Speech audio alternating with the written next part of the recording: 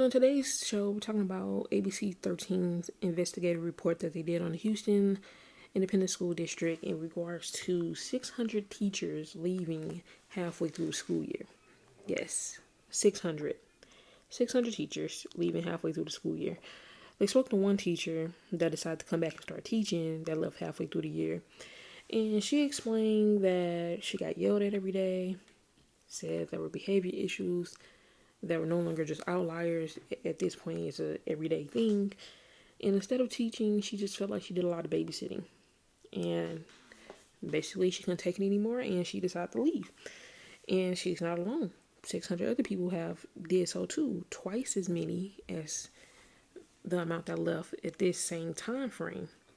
Now, to me, 600 sounds like a lot of teachers. That's a lot. Apparently, that's only 2% of the workforce, of Houston's ISD's workforce, but that's still a lot. So, in the story, what they found was 2/3 of the teachers that left were from the state-appointed schools that is doing the new education system model, which promotes a high-performance culture. However, the NES schools, as they refer to them, have the students that are the furthest behind. And now you can see how that creates a problem. You got a new curriculum that is high performing, trying to teach it to students that are already behind. It would be one thing trying to teach a high performance curriculum to students that are where they're supposed to be at grade level. But you're trying to teach a high performance curriculum to students that's already behind. That sounds like a recipe for disaster. So, in the story, in regards to them asking about all these teachers leaving, they basically was like, most of these teachers that are leaving was due to performance, whether that was voluntarily or involuntarily. Basically saying some of them realized it's too much for them, dealing with high curriculum and the students needing special attention.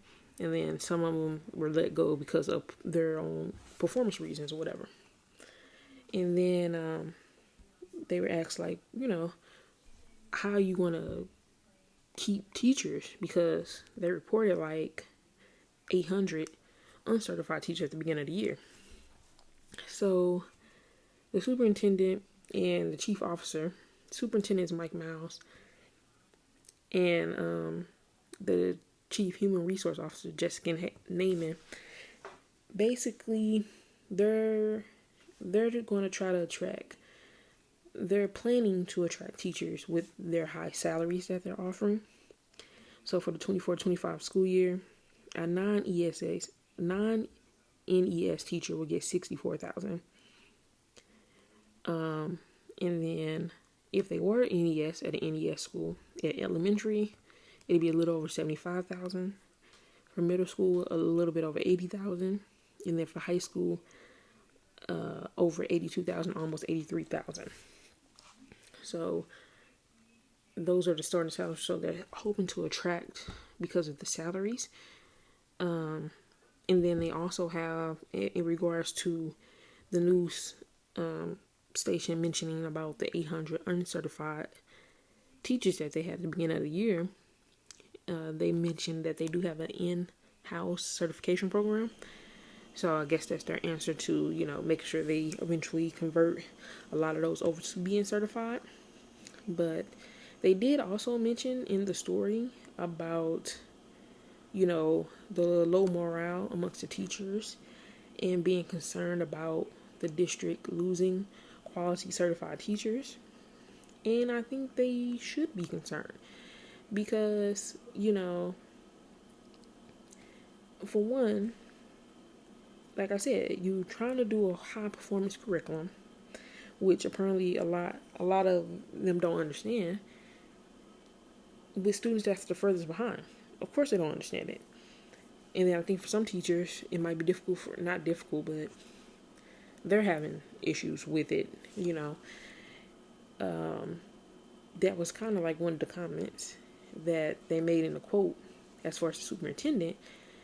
He was like, those schools have the students that are the furthest behind, they're struggling academically, And then there's also other needs besides academic needs in these NES schools, which are D and F rated schools. So they want teachers with the highest caliber to raise the proficiency at those schools. And then he says we need to attract those teachers who are willing to work in a tough environment. The expectations are high, the accountability is high. No one wants to work in a school where the accountability is higher, so we're paying better wages. And that's his answer to it. So their whole hope is to attract people based on just wages. But that's not going to keep a teacher. Once the teacher gets in, see the curriculum they're forced to teach, then see what type of children they have to deal with on a daily basis. It's one thing to deal with a student that's already behind, but then you're dealing with a student that's behind and has family issues and, other type of issues. Like, listen, all money ain't good money. And, sometimes it's worth it to take less to save yourself the stress. Because this right here sounds like a nightmare. And I read some comments on the story. And somebody had made a comment that said they had a family member that's teaching. And they said the new superintendent's trash. And they had mentioned that the curriculum that they have is insane. And a lot of them don't understand it. And then the teachers don't have the time to waste to try to explain it. And then apparently they also get observed for an hour a day by the administration. And then, of course, the kids are bad, disrespectful. So and that was eye-opening to me, because getting observed by the administration for an hour every single day, that just adds another level of stress. I mean, just think about it. Think about when you got somebody over your back watching you do your job, like management or something. I know you hate that. It's annoying. So imagine you trying to teach this new curriculum and you gotta, put on this performance to make sure you're not messing up. That's just an added stress for the teachers, in addition to what they deal with all day, every day. So Houston ISD should definitely be concerned about losing qualified teachers, because they are. They definitely are. I mean, that's a lot. That's a lot.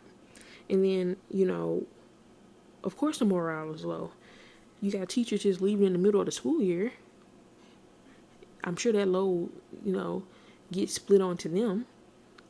Those, either if they can't get somebody to cover their classroom, they're going to divvy that classroom up. So that can be 2-3 more students into my classroom now.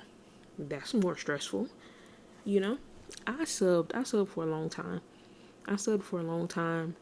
And I never got certified because when I was asking the teachers about getting certified, I couldn't find one, not one, to just tell me, yes, you should go ahead and get certified and become a teacher.